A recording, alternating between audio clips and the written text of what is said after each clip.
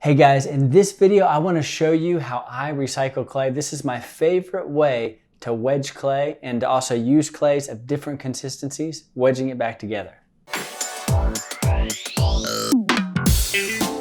Okay, I want to show you guys the stack and slam method of wedging. So this has become my favorite way to wedge. One, to save your wrists and your arms because it's a lot easier, but also you can take clay like this is so hard. This is way too hard to throw. This is just scrap clay that I take out of my bucket or out of my splash pan, and I put it on this little mesh thing. And so you can see down here it's really wet, like that's like slip. But this is still pretty hard. So how do I get all this work together? That's 10 pounds. That's probably 8-10 pounds of clay right there. How are we gonna get that worked together with that? And then we might even throw in some like straight up slip. Like not slip like you'd slip cast with, but like slop from the slop bucket. And mix it in and have it be one consistency. That's what we're doing right now. And I wanna show you the tricks before that.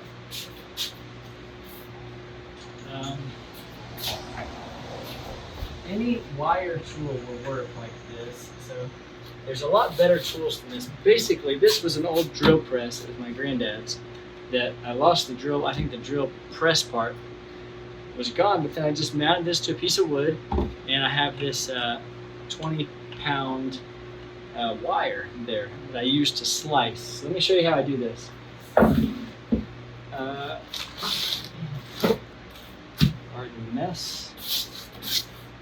So I'm going to slice this up first into some little pancakes because we're going to try to intersperse wetter clay with drier clay throughout. Okay, so we got about 8 things there. We'll do the same thing here.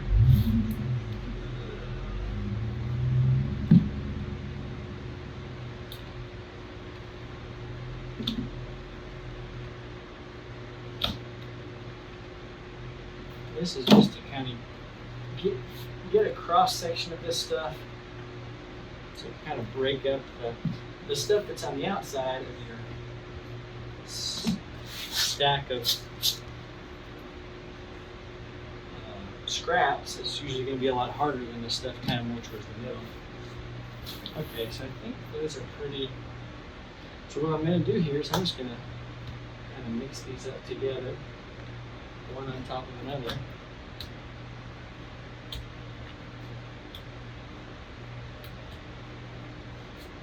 I'm not going to worry about air bubbles too much right now because we're going to smack the heck out of this stuff, and they're all going to go away.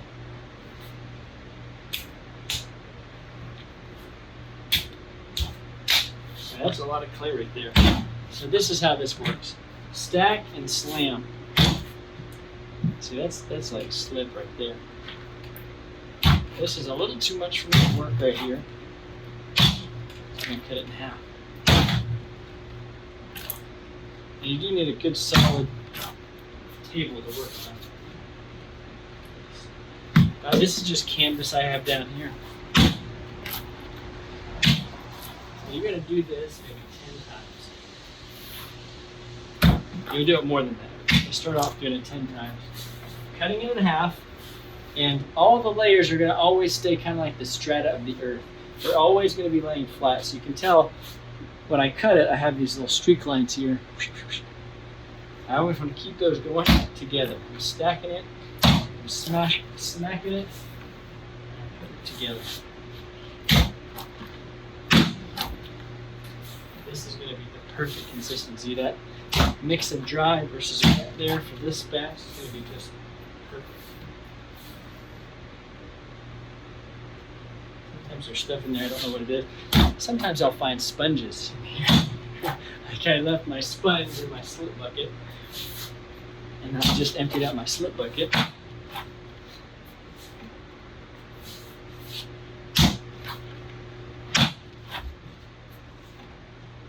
This is just taking out those air bubbles, just smashing them out.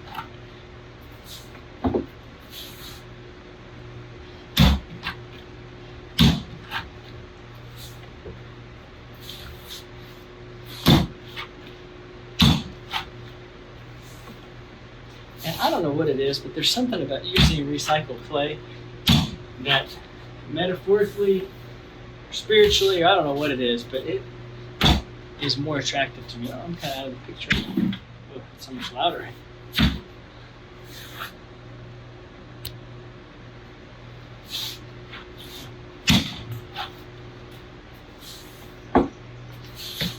You know, like there's so many mess ups in life and in clay, and it's just good to know that even the mess ups can get used. And even out of the things that seem like a big whoops, we can still have something beautiful emerge at the end. Unless you don't get the air bubbles out. If you don't get the air bubbles out, when you're wedging, you don't get all the impurities out in life, and when you go through the fire, you're going to explode. And that is another one of these little free mysteries we get working in clay that is so encouraging. Keep working, get all the impurities out. Don't shortcut that section, that stage of life. You won't be glad you did that. Especially on the other side. Okay.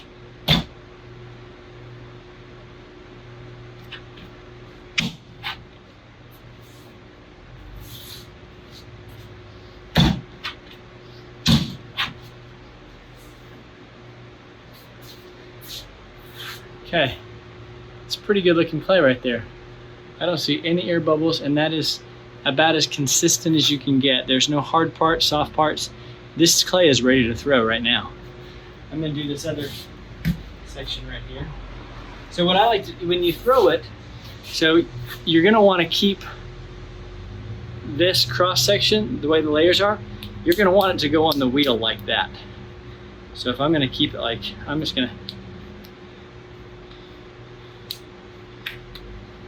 going to want to.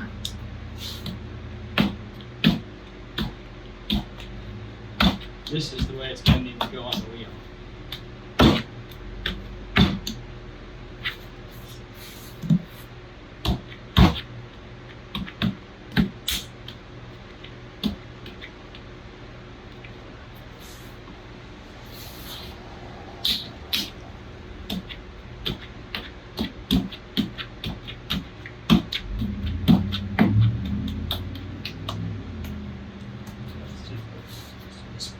So you see that? There's hard clay and soft clay, and it's all mixed together. There's no way, that's like liquid clay right there. This is not consistent throughout at all.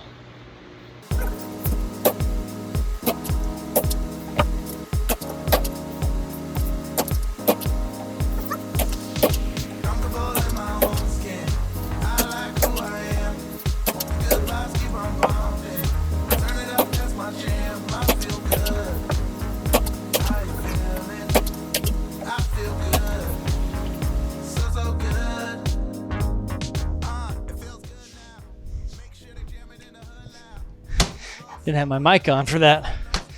I'm just gonna keep on pressing through. You won't have as good of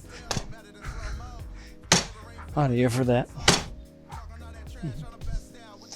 But you have what you got.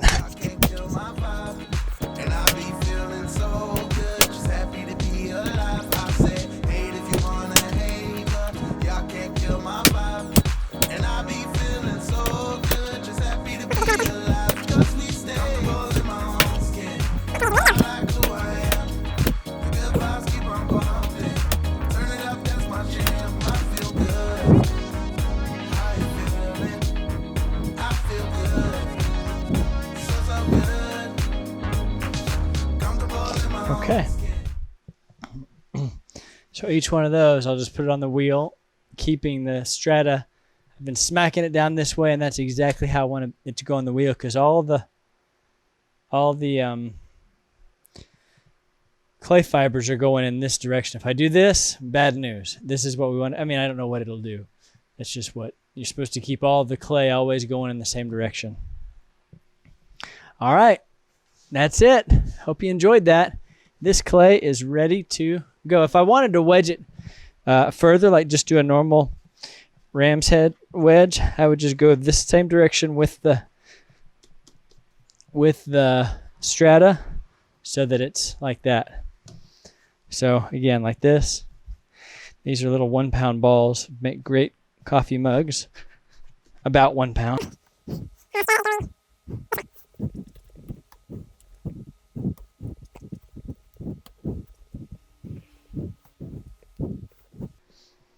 All right, that's all she wrote, folks. Hey guys, if you liked what you saw, hit that subscribe button and be the first one to know when we release new videos or when we have a new batch coming out of the kiln. If you want to see the gear or the materials we used, check out the link in the descriptions. And lastly, if you have questions or thoughts, leave me a comment in the comments below. I'm here to help. See you next time.